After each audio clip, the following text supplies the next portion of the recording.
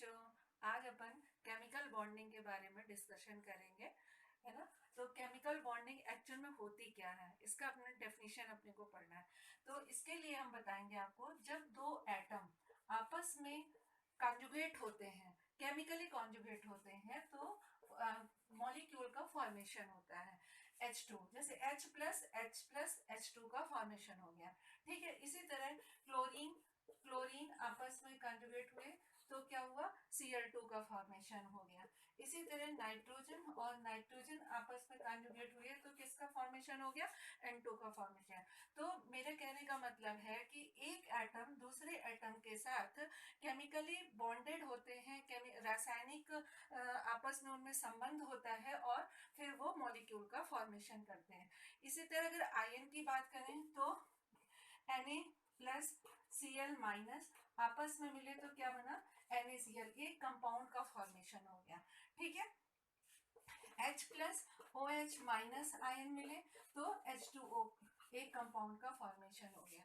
अब ये आपस में बॉन्डेड होते क्यों हैं, ये स्टेबिलिटी प्राप्त करने के लिए आपस में बॉन्डेड होते हैं, ठीक है। अब कहते हैं टाइप्स ऑफ केमिकल बॉन्डिंग की। तो केमिकल बॉन्डिंग 3 टाइप्स की होती है।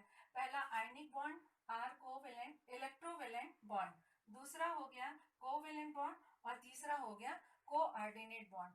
अब ये आयनिक बॉन्ड होते क्या हैं, आयनिक बॉन्ड जब दो आयन आपस में सहयोग करते हैं, आपस में कंबाइंड होते हैं तो आयनिक बॉन्ड का फॉर्मेशन होता है। जैसा भी हमने आपको एग्जांपल में इसके पहले बताया, Na+Cl- तो क्या बन गया, NaCl बन गया।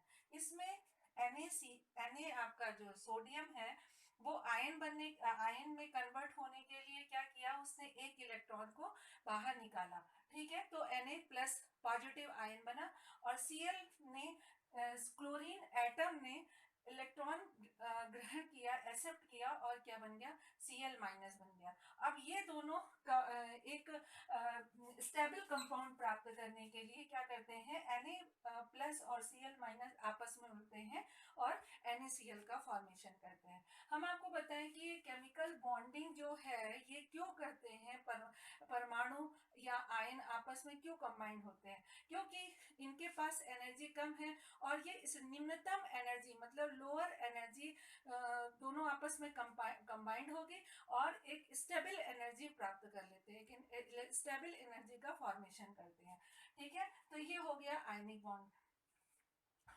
अब इसको हम इलेक्ट्रोवैलेंट बॉन्ड क्यों कहते हैं, क्योंकि आपको मालूम होगा जहां पे भी इलेक्ट्रिसिटी होती है वहां प्लस और माइनस चार्ज होते हैं, तो प्लस और माइनस चार्ज इलेक्ट्रिसिटी का फॉर्मेशन करते हैं, ठीक है। तो इसी हम जैसे कहें तो H+ और OH- ये भी आपस में कंबाइंड होकर के क्या बना देंगे, H2O। तो इस तरह से इस पूरे को हम क्या बोलेंगे, आयनिक बॉन्ड या इलेक्ट्रोवैलेंट बॉन्ड। अब सेकेंड हम बात करते हैं second type of chemical bonding की। हमने क्या बताया था आपको, कोवेलेंट बॉन्ड। कोवेलेंट बॉन्ड इसको हिंदी में ना सहसंयोजक बंध कहते हैं, मतलब साझेदारी, मतलब शेयरिंग, इलेक्ट्रॉन की शेयरिंग। अच्छा, ये सब ऐसा क्यों करते हैं, ये स्टेबिलिटी प्राप्त करने के लिए ऐसा करते हैं, ठीक है। अब हम एक सिंपल अपन कोई भी एग्जाम्पल लेते हैं तो हाइड्रोजन से स्टार्ट करते हैं, क्योंकि हाइड्रोजन बहुत छोटा है और बहुत सिंपल एग्जाम्पल होता है। तो हाइड्रोजन में क्या, इसका इलेक्ट्रॉनिक कॉन्फ़िगरेशन, एटॉमिक नंबर क्या होता है, 1 होता है, ठीक है। और इसका इलेक्ट्रॉनिक कॉन्फ़िगरेशन क्या होता है, 1s1। इसको एक, आपको सभी को मालूम होगा कि s ऑर्बिटल में 2 से ज्यादा इलेक्ट्रॉन नहीं होते, दैट मीन्स इसको एक इलेक्ट्रॉन की जरूरत है। तो ये दूसरे हाइड्रोजन के एटम के साथ क्या करेगा, शेयरिंग करेगा। और ये देखिए आप, ये डुप्लेट कंप्लीट करके 1s2 इस तरह का कॉन्फ़िगरेशन का फॉर्मेशन करेगा और मॉलिक्यूल H2 मॉलिक्यूल का फॉर्मेशन करेगा। अब हम ऑक्सीजन की बात करते हैं। ऑक्सीजन का एटॉमिक नंबर कितना होता है, 8 होता है। इसका कॉन्फ़िगरेशन है 1s2 2s2 2p4। Last orbit को ऑक्टेट कंप्लीट करने के लिए 2 इलेक्ट्रॉन की आवश्यकता होती है, ठीक है, तो ये दो की share, that means oxygen molecule बनाने के लिए 2 इलेक्ट्रॉन की शेयरिंग करेगा। ठीक है, तो ये आप देखिए,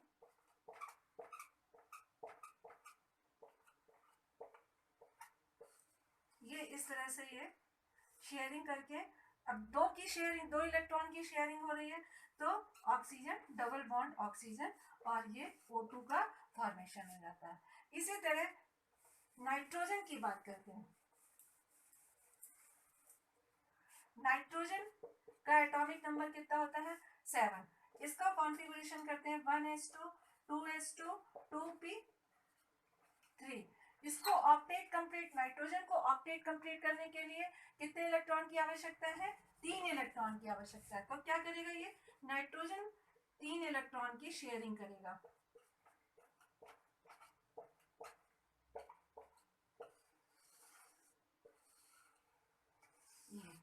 एन ट्रिपल बॉन्ड एन, और क्या आपका बन गया? N2 का फॉर्मेशन हो गया।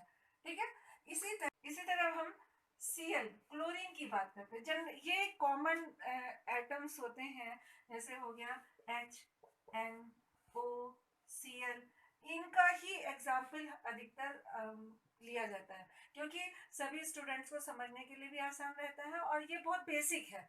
ठीक है, तो अब Cl की अगर बात करें तो Cl का जो एटॉमिक नंबर होता है कितना होता है? 17। अब इसका हम कॉन्फ़िगरेशन करेंगे तो क्या हो जाएगा? 1s2 2s2 2p6 3s2 3p5। इसको एक इलेक्ट्रॉन की जरूरत है ऑक्टेट कंप्लीट करने के लिए। तो क्या करेंगे?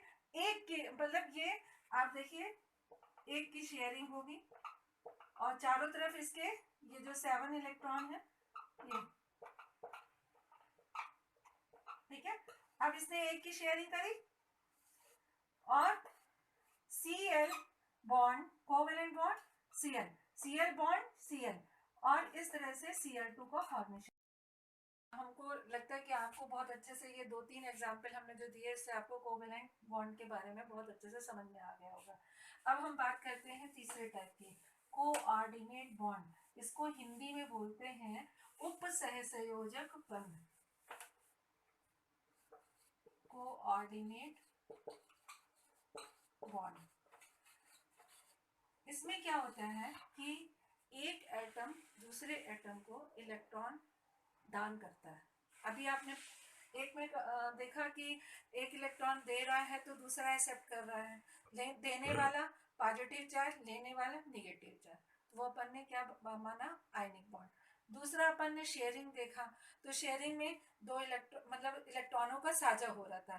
ठीक है, अब बात करते हैं कोऑर्डिनेट बॉन्ड। कोऑर्डिनेट बॉन्ड में एक एटम दूसरे एटम को इलेक्ट्रॉन दान करता है, डोनेट करता है, और ये सिंबल है, कोऑर्डिनेट बॉन्ड का एक सिंबल है। ठीक है, अपन ने कोवेलेंट बॉन्ड में कैसा सिंबल बनाया था? इस तरह से सिंबल बनाया था। कोऑर्डिनेट बॉन्ड में ये एरो का सिंबल लगा देते हैं।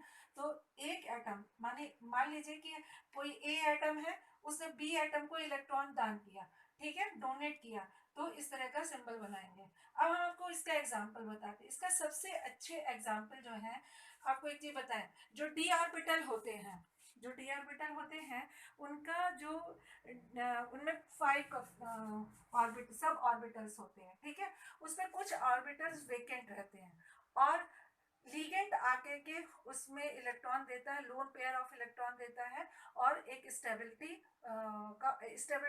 का फॉर्मेशन करते हैं। ठीक है, तो ये ऐसा क्यों डोनेट क्यों करते हैं? स्टेबिलिटी प्राप्त करने के लिए डोनेट करते हैं। ठीक है, तो अब हम आपको बताएं, कोई मेटल है, उसे लिगेंड ने इलेक्ट्रॉन डोनेट किया।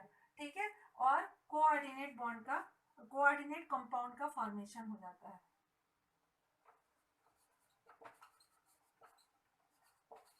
ठीक है, अब इसको हम एक एग्जांपल से इसका हम आपको एग्जांपल बताएंगे। हेक्साएमीन कोबाल्ट थर्ड। ठीक है, हेक्साएमीन कोबाल्ट थर्ड, ये जो एमीन है, ये क्या है? अमोनिया है। ये लिगेंड की तरह वर्क करेगा, और ये तो कोबाल्ट मेटल है, डी ब्लॉक एलिमेंट है, सभी को मालूम होगा, ठीक है। तो कोबाल्ट इस तरह से कुछ रहेगा, NH3 NH3 NH3 NH3 NH3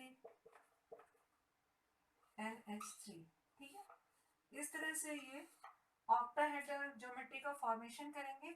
और ये हर आपका अमोनिया कोबाल्ट को lone pair of electron, lone pair electron का मतलब होता है एक इलेक्ट्रॉन, मतलब 2 इलेक्ट्रॉन का जोड़ा, उसको अपन क्या बोलते हैं, लोन पेयर ऑफ इलेक्ट्रॉन, ठीक है। तो इस तरह से मेटल और लिगेंड के बीच में